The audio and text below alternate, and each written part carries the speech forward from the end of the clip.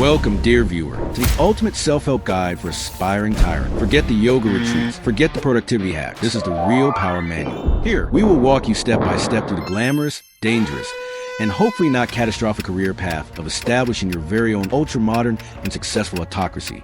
We will cover everything. How to charm the masses with populist tales. How to capture state without ever admitting that's what you're doing.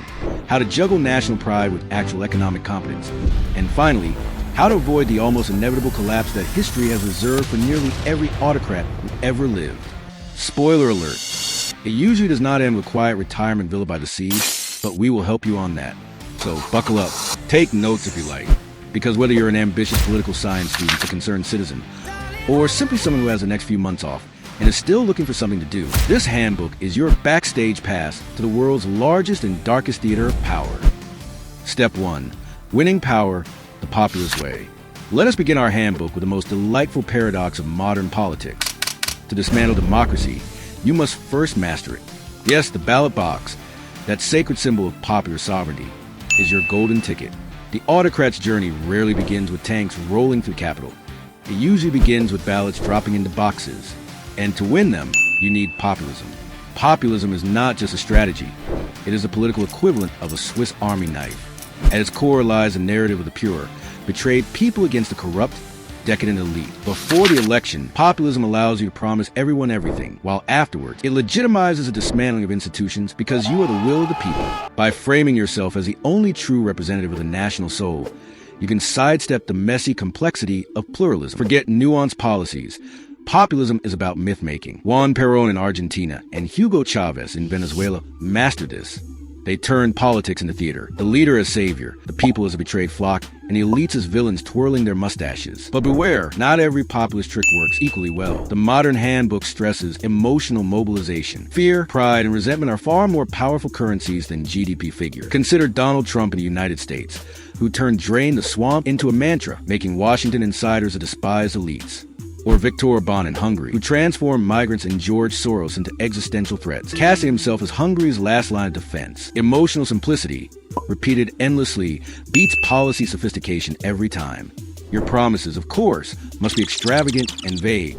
Bread and circuses work for the Romans, and they still work today. Promises of jobs, dignity, and a return to national greatness cost you nothing when spoken, but they bind millions when believed. And because they are so sweeping, you can always claim progress later, no matter how modest reality. A clever autocrat in training also constructs an aura of inevitability. The trick is to present yourself not as one option among many, but as destiny itself. Erdogan in Turkey styled himself as the man who restored Turkey's pride after the humiliations of the IMF years. Once you embody destiny, critics no longer disagree with politicians. They commit heresy against a nation. And so you win your election, not by out-debating your opponents in technocratic detail, but by wrapping yourself in a flag, sprinkling your speeches with a vocabulary of betrayal and salvation, and promising to give the people back their voice. Democracy applauds you as its champion, little suspecting that you are its most enthusiastic undertaker. Step 2. State capture, the art of gentle asphyxiation. Now that you've been ushered into office by the will of the people, you may be tempted to sweep the board clean at once. Resist the urge. Successful autocracy is not about sudden coups. It is about slow suffocation. The technical term for this is state capture, the systematic re-engineering of institutions so that they no longer check your power but extend it. Where do you begin? Always with the institutions that can either constrain you or legitimize you. Central bank, Supreme Court, and the media are your holy trinity. Control of the central bank gives you the levers of economic manipulation. Argentina's Cristina Fernandez de Kirchner replaced governors until she got one who financed her spending. In Turkey, Erdogan fired central bankers who resisted his eccentric theories on interest rates. Always justify this as protecting the little man from greedy technocrats. After all, who could oppose monetary policy for people? Next comes the judiciary. Independent judges are the natural enemies of an aspiring autocrat, so you must tame them. Poland's Law and Justice Party showed how. Pack the constitutional court, retire inconvenient judges early, and rewrite the rules until the rogues bend to your will. Always insist, of course, that you are reforming a corrupt system. Judicial purges sound sinister until you frame them as house cleaning, and then the media, the nervous system of public life. Here you must master the art of Gleichschaltung without the ugly bluntness greatness of the 1930s. Direct control of state broadcasters is essential. They must become the cathedral of your cult of personality. But beware of shutting down all independent voices. A clever autocrat allows small opposition outlets to survive. They serve as your democratic fig leaf, proof to foreign observers that free media still exist. And paradoxically, these outlets help you. They highlight genuine problems, which you can then address electively to maintain legitimacy. Orban perfected this in Hungary, letting a handful of critical websites persist while drowning them in a sea of government-friendly tabloids. Economic management is another indispensable weapon. Early in your rule, deliver genuine prosperity if you can. History shows that many autocrats begin by applying textbook economic reform. Putin in his early years courted foreign investors, balanced budget, and reassured markets. Prosperity buys you patience from the middle class, who will tolerate erosion of rights so long as their living standards rise. Legitimacy, after all, is not just an abstract ideal. It is a monthly paycheck and a new washing machine. Yet never lose sight of the narrative. Always remind people that you inherited a corrupt, dysfunctional system from the elites. Your interventions, whether firing central bankers, packing courts, or rewriting media laws, are never about personal power. They are noble sacrifices you make to protect the common man. Autocracy thrives not in the shadow of cynicism, but under the bright light of claimed virtue. The beauty of state capture is its gradualism. Each step can be defended, each measure justified. International watchdogs will grumble,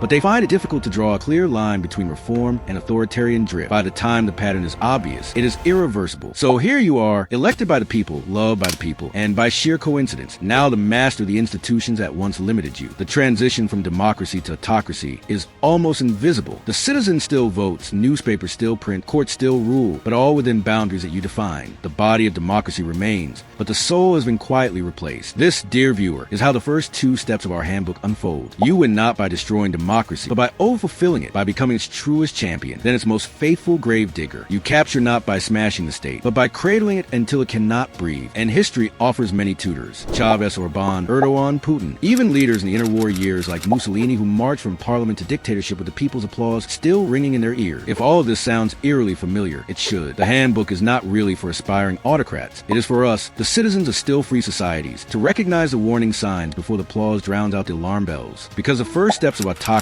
are always written in democratic ink. Step 3. Power is only safe if you deliver results. Congratulations, dear aspiring autocrat. You have won the election. You have gently suffocated the state, and you now sit enthroned on the seat of power. But remember, an autocracy is not secured by charisma alone. It is secured by results. If step 1 was about populist rhetoric and step 2 about institutional capture, step 3 is about performance legitimacy. Political science offers us a handy term here: output legitimacy. Democracies rely on input legitimacy, free votes, pluralism, participation. Autocracies cannot. You're no longer judged on procedure, but on outcome. Do people feel richer, safer, and prouder? If the answer is yes, they forgive a great deal. If the answer is no, well, even your own propaganda will not save you. That is why you must never break your central promises. Remember the vows you made when you donned the populist cape: prosperity, national pride, stability. Break those, and the social contract of your autocracy collapses. Citizens will tolerate the erosion of free speech if their refrigerators are full, but once inflation bites and unemployment rises, they begin to ask why they sacrifice their freedoms. Witness Nicolas Maduro in Venezuela, who inherited Chavez's populist machinery but squandered the oil wealth. As the economy collapsed, the myth of Bolivarian greatness turned into empty supermarket shelves and waves of desperate migrants. The truly skillful autocrat understands the delicate balance of symbols and substance. Deliver visible, tangible benefits: roads, airports, sports stadiums, subsidy. Grand projects make the nation beam with pride. Even if they are economically rational, they are politically priceless. Look at Nursultan Nazarbayev in Kazakhstan, who built a gleaming new capital, Astana, in the middle of the steppe. Was it practical? Hardly. But it was a visible monument to national revival, and monuments are harder to argue with than statistics. At the same time, managed symbols of strength and unity. Military parades, flag-waving holidays, and rituals of national pride all serve as political opium. Putin's May 9th Victory Day parade in Moscow is less about World War II and more about reinforcing the mythology of Russian greatness under his rule. Symbols are cheap, effective, and emotionally binding. Yet here lies the danger. When promises cannot be delivered, you will be tempted to restrict freedoms further. It is the downward spiral of authoritarian resilience. Economic failure leads to repression, which leads to further decline, which demands even harsher repression. Many autocrats have gone down this road, from Robert Mugabe in Zimbabwe to the junta in Myanmar. Once you confiscate freedom to cover your failures, you reveal the weakness behind the iron fist. The modern autocrat, however, must resist becoming a hostage to this spiral. You must always try to deliver some results, even if they are partial or manufactured. Creative statistics, selective subsidies, or choreographed media stories can buy you time. But beware, the moment the population feels not just oppressed, but also humiliated humiliated and impoverished, the game is up. Step 4. Beware your own brilliant ideas. By now, you are comfortable in power. The institutions have been captured, the people fed and entertained, the critics sidelined. You may even start to believe the myth of your own genius. And here lies the most insidious danger of all, yourself. History is littered with autocrats who became the victims of their own fixed ideas. Without pluralism, without independent advisors, without an opposition to point out mistakes, the autocrat's bubble thickens. The technical term is informational autarky. The ruler hears only what the ruler wants to hear. Consider Adolf Hitler, who overrode his generals to launch Operation Barbarossa, convinced of his own strategic brilliance. Or Saddam Hussein, who misread American signals and invaded Kuwait in 1990, believing the world would tolerate his adventure. In both cases, the cult of the leader destroyed the capacity for rational decision-making. The danger grows because you will surround yourself with sycophants. Bureaucrats and ministers soon learn that their careers depend not on honesty, but on loyalty. They become courtiers, praising every idea, however absurd, and hiding every inconvenient fact. If you decree that interest rates must fall while inflation rises, as Erdogan has repeatedly insisted, your central bankers will salute and comply. The economy will collapse, but your ego will be safe for a while. To guard against this, some autocrats create mechanisms of controlled dissent. Deng Xiaoping in China, though no Democrat, tolerated a limited policy debate within the Communist Party. He institutionalized collective leadership, at least temporarily, to prevent another Mao-style personality cult. But few autocrats have the discipline to accept contradiction. It is much more flattering to bask in the echo of your own wisdom, and so autocracies often become prisons of bad ideas. Mega projects that bankrupt the treasury, wars launched on illusions, economic experiments that defy gravity, all born of unchecked hubris. For the citizen, the warning sign is simple. When leaders stop listening, when they ridicule expertise, when policies seem driven by whims, the autocracy is sliding from mere illiberalism into catastrophe. Step 5. The endgame nobody wants to talk about. Every story must end, even the story of an autocrat. Yet this is the step most rulers refuse to read. Democracies have built-in exits, elections, retirements, term limits. Autocracies do not. They create a paradox. The longer you stay, the more you fear leaving. History is brutal here. Autocrats rarely die peacefully in bed. They face exile, prosecution, coups, or worse. Ceausescu in Romania was executed by firing squad. Gaddafi in Libya met a grisly fate in a ditch. Mussolini was strung up by his own people. Even softer endings, like Pinochet in Chile, came with years of legal harassment. Why is the end so ugly? Because your survival has depended on destroying the very institutions that might have ensured a dignified transition. Independent courts, free media, parliamentary checks. Those are the safety nets you cut to hold power. Without them, there is no trusted referee to negotiate your exit. Your fall becomes a free-for-all, and it is not only your personal fate at stake. When autocrats collapse, they often drag their entire country down with them, precisely because all political, economic, and security structures have been fused with their rule. The sudden lack of power invites all sorts of strongmen and warlords to become the next leader in power. Iraq after Saddam Hussein descended into sectarian chaos. Libya after Gaddafi became a battlefield of militias, and Zimbabwe under Mugabe left behind a hollowed-out economy that still limps decades later. When you build a system around yourself, its collapse is not just yours, it is the nation's. Some autocrats try succession planning. The Castro brothers in Cuba handed power to each other. Nazarbayev in Kazakhstan installed a loyal successor, though Evie later found his family network under attack. Authoritarian succession is inherently unstable. Loyalty evaporates once the patriarch weakens. Could an autocrat ever choose a graceful retirement? It is rare, but not impossible. Charles de Gaulle voluntarily resigned after referendum defeat, though he was more authoritarian in style than in system. Lee Kuan Yew of Singapore, often cited as a benevolent autocrat, stepped down to let his son take over, though the system remained tightly controlled. The key is that even these leaders kept enough institutional scaffolding intact to manage continuity, but the vast majority do not. They cling to power until the end, fearing what lies beyond, and their fear becomes prophecy. The more ruthlessly they ruled, the harsher their downfall. Conclusion: the irony of success. And here, dear viewers, our handbook reaches its ironic finale. You follow the steps. You won elections as the voice of the people. You captured the state with delicate precision. You delivered, at least for a while, prosperity and pride. You silenced critics, dismissed expertise, and floated on the buoy of your own brilliance. And then you face a question no autocrat can escape. How does it end? The truth, of course, is that it rarely ends well. The applause of the crowds fades, the prosperity crumbles, the sycophants scatter, and the people you once claimed to embody turn against you. Autocracy is a game where you can win for years but still lose everything in the final round. And that,